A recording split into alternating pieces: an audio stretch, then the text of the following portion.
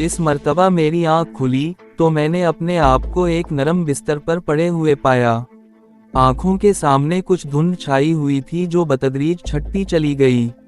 मैं आंखें मैच कर सामने देखने लगा। मेरा ख्याल था कि मैं अपने घर में हूँ, लेकिन वो मेरा घर नहीं था। वो एक गार था जिसमें शायद किसी तरफ रखा हुआ सुपरहिट लैंप जल रहा था।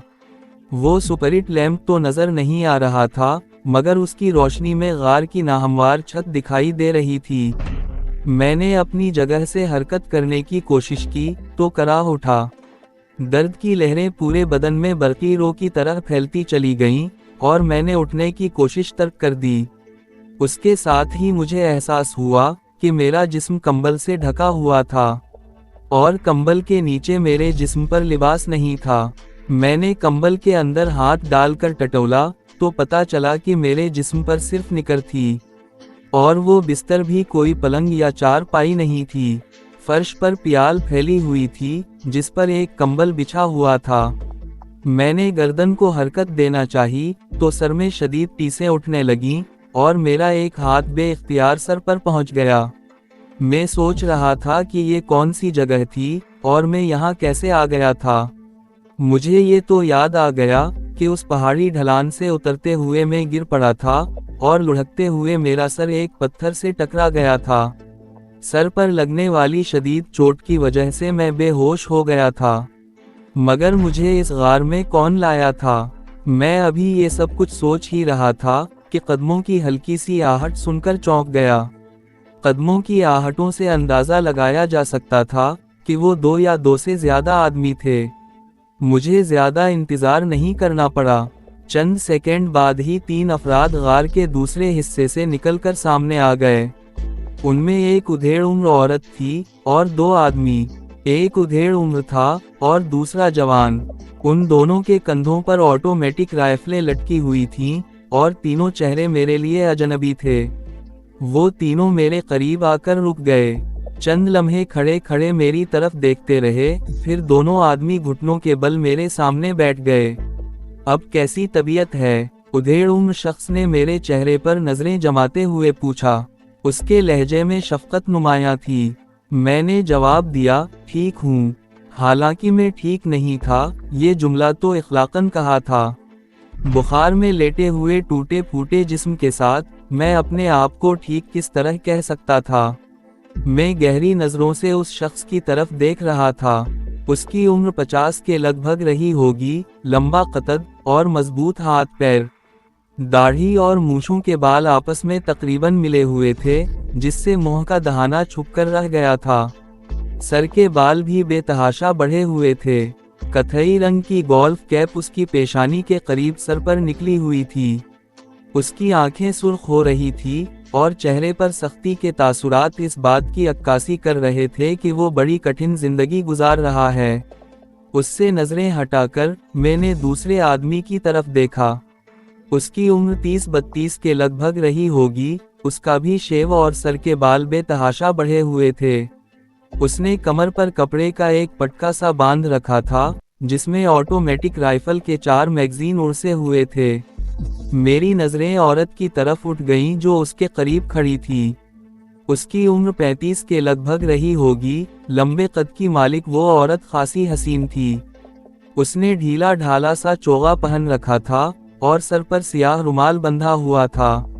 मैं उसके चेहरे से नजरें हटाकर एक बार फिर उधेड़ उम्र शख्स की तरफ देखने लगा।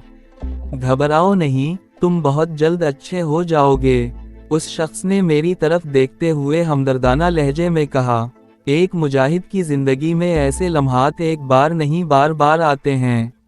मुजाहिद घबराता नहीं, ऐसे वाक़यात तो उसके जज्बात को महमीज करने के लिए रूनुमा होते हैं और फिर हर मर्तबा वो एक नए जोश, वलवले और अज़्म के साथ दुश्मन पर टूट पड़ता है।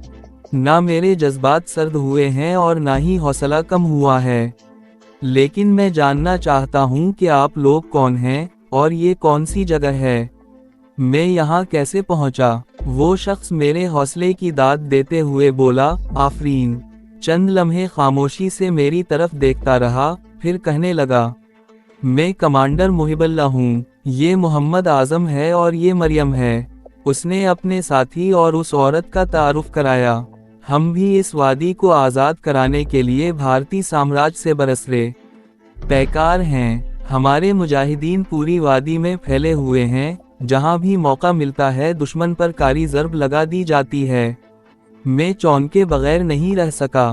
کمانڈر محب اللہ بھارتی درندوں کے خلاف برسرے پیکار مجاہدین میں ایک معتبر نام تھا، اور وہ وادی میں چھلاوا کے نام سے مشہور تھا، اور وہ واقعی چھلاوا تھا۔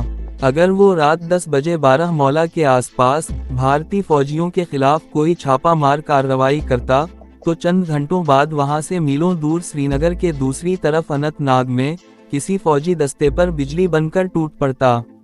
بعض اوقات کئی مقامات پر بیک وقت ہونے والی چھاپا مار کارروائیوں میں بھی اس کا نام لیا جاتا۔ یوں تو کشمیر کی آزادی کے لیے مجاہدین کی کئی تنظیمیں بھارتی سامراج کے خلاف برسرے پیکار تھیں۔ ہر تنظیم اپنی جگہ نہایت اہم کردار ادا کر رہی تھی۔ ہر مجاہد بھارتی فوجیوں کے لیے خوف کی علامت بنا ہوا تھا، لیکن کمانڈر محب اللہ کے نام میں وہ دہشت تھی جس کی مثال نہیں ملتی تھی۔ بھارتی فوجی اس کا نام سن کر ہی تھر تھر کانپنے لگتے تھے، اور وہی کمانڈر محب اللہ اس وقت میرے سامنے بیٹھا ہوا بڑی محبت اور شفقت بھرے لہجے میں میری خیریت دریافت کر رہا تھا۔ یہ کون سی جگہ ہے؟ میں تمہارے بارے میں سب کچھ جان چکا ہوں۔ کمانڈر محب اللہ نے میری بات کاٹ دی۔ گزشتہ رات میں 12 مولا میں تھا جب مجھے تمہارے قصبے پر بھارتی فوجیوں کے حملے کی اطلاع ملی۔ میں اپنے ساتھ چند مجاہدین کو لے کر فوراً ہی روانہ ہو گیا، لیکن 12 مولا کے قریب ہی ایک فوجی دستے سے تصادم ہو گیا۔ ہمارا مقابلہ تقریباً 2 گھنٹوں تک جاری رہا۔ اس تصادم میں ہم نے اسلحے سے لدا ہوا ایک ٹرک تباہ کرنے کے علاوہ ایک میجر اور 12 فوجیوں کو جہنم رسید کر دیا، جبکہ ہمارا ایک مجاہد شہید اور ایک زخمی ہوا۔ ہم صبح سے ذرا پہلے تمہارے قصبے میں پہنچے تھے۔ بھارتی سورما وہاں سے جا چکے تھے، لیکن اپنے پیچھے تباہی اور بربادی کی ایک المناک داستان چھوڑ گئے تھے۔ یہ کوئی بات نہیں، خونخوار درندوں سے کسی بھلائی کی توقع نہیں کی جا سکتی، مگر یہ سب کچھ دیکھ کر دل خون کے آنسو روتا ہے۔ لیکن میں یہ بھی جانتا ہوں کہ معصوم اور بے گناہ لوگوں کی قربانیاں رائے گاہ نہیں جائیں گی۔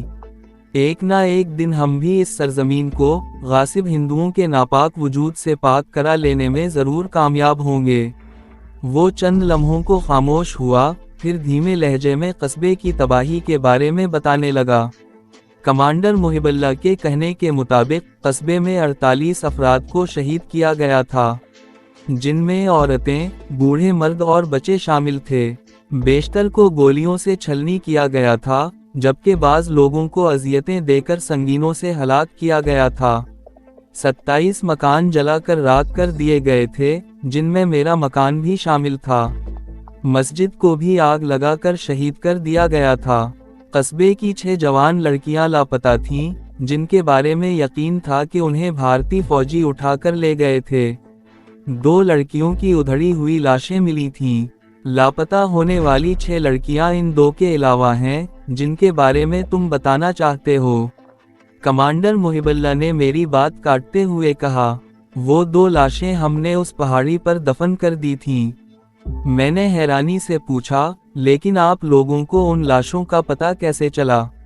کمانڈر نے بتایا، صبح ہم تمہارے قصبے سے واپس جا رہے تھے، ہماری جیپ اس پہاڑی کے قریب سے گزر رہی تھی کہ ایک چیخ کی آواز سنائی دی۔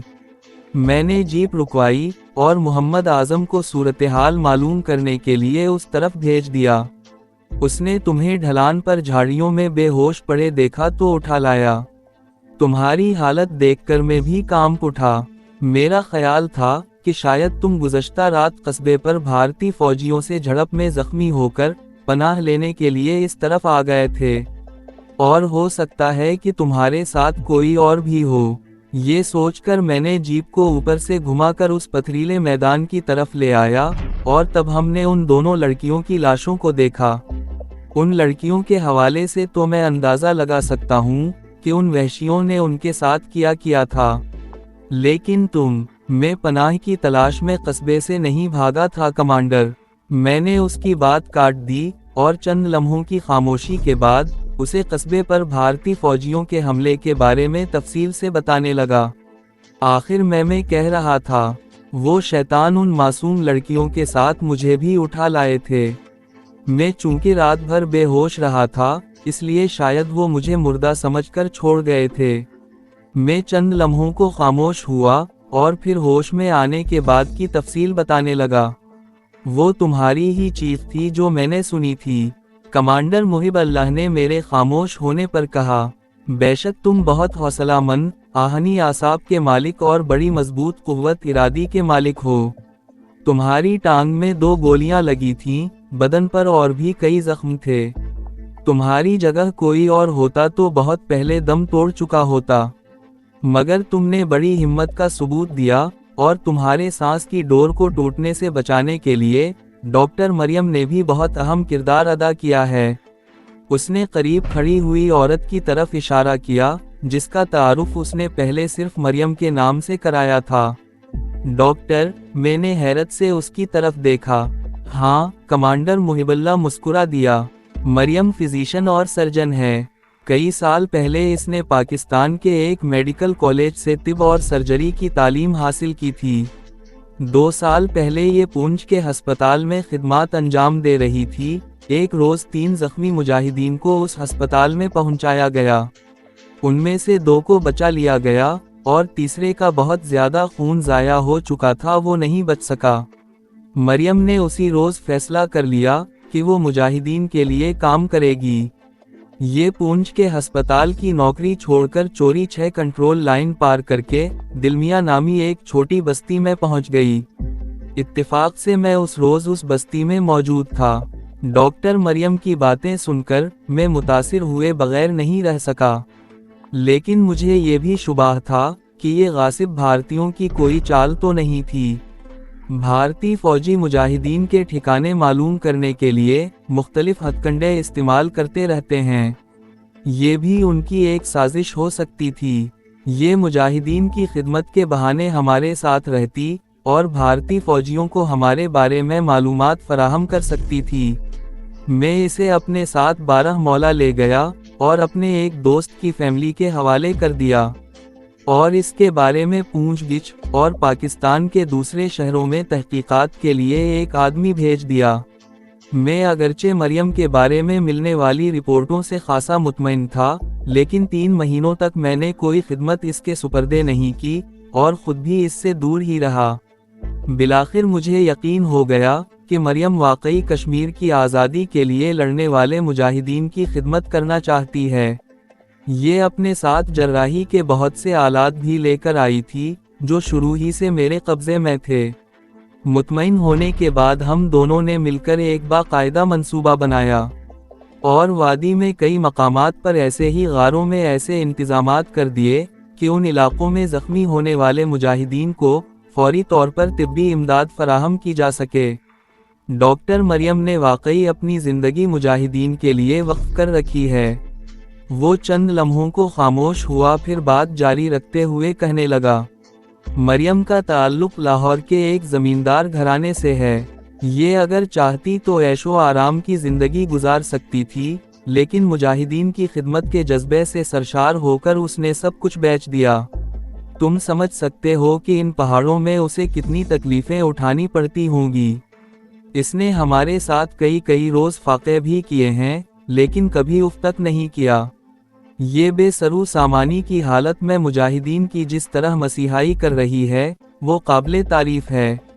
دواؤں کی کمی کی شکایت رہتی ہے، لیکن پاکستان میں ہمارے ہمدرد اور دوست وقتاً فوقتاً ضروری دوائیں ہمیں مختلف ذرائع سے بھیجتے رہتے ہیں۔ میں توسیعی نظروں سے ڈاکٹر مریم کی طرف دیکھ رہا تھا۔ اس کی آنکھوں میں عجیب سی چمک تھی۔ میں نے پوچھا، یہ غار کہاں پر ہے؟ سوپور کے آس پاس تو میں نے ایسا کوئی غار نہیں دیکھا۔ کمانڈر نے جواب دیا، یہ غار 12 مولا سے تقریباً 10 میل دور دریائے راوی کے قریب واقع ہے۔ یہ غار ہر لحاظ سے محفوظ ہے، کسی عام آدمی کے لیے اسے تلاش کر لینا ممکن نہیں، اور ویسے بھی ہم نے اس کی حفاظت کا معقول انتظام کر رکھا ہے۔ जब कोई अजनबी इस तरफ आता है तो हमें फौरन इत्तिला मिल जाती है। मैं हैरान हुए बगैर नहीं रह सका था।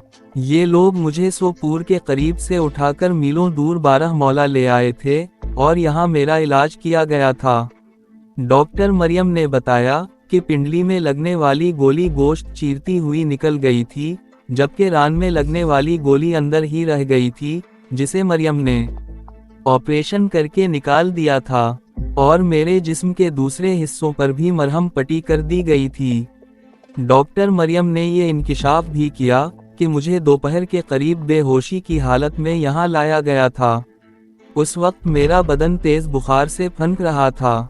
यहाँ आने के बाद मैं चंद मिनट के लिए होश में ज़रूर आया था, मगर हवास में नहीं था। उसने मुझे इंजेक्शन लगा दिया था, जिसके बाद मैं फिर बेहोश हो गया था या गहरी नींद सो गया था। ये इंकिशाफ भी मेरे लिए खासा दिलचस्प साबित हुआ कि उस वक्त आधी से ज़्यादा रात गुजर चुकी थी। आखिर वो सवाल भी मेरी ज़बान पर आ ही गया जो मैं बहुत देर पहले उससे पूछना चाहता था। कमांडर ने पहले डॉक्टर मरियम की तरफ देखा, फिर मेरे चेहरे पर नज़रें जमाते हुए बोला, मुझे अफसोस है, तुम्हारे घर के हवाले से मेरे पास कोई अच्छी खबर नहीं है। उसने एक बार फिर मरियम की तरफ देखा और फिर मध्यम लहजे में गोया हुआ, कस्बे के जो 48 अफराद गुज़श्ता शाम शहादत के रुतबे पर फाइज हुए हैं, उनमें तुम्हारी वालिदा भी शामिल हैं। ये सुनकर मेरे सीने पर घूंसा सा लगा। वालिद और बहन को तो मैंने अपनी आंखों से गोलियों से छलनी होते देखा था, और अब वालिदा के बारे में भी ये खबर सुन ली थी कि वो भी इस दुनिया में नहीं रही। और मेरी बहन समीना, मेरे मुंह से बेइख्तियार निकला। ये सवाल करते हुए मेरा दिल एक बार फिर पूरी शिद्दत से धड़क उठा था।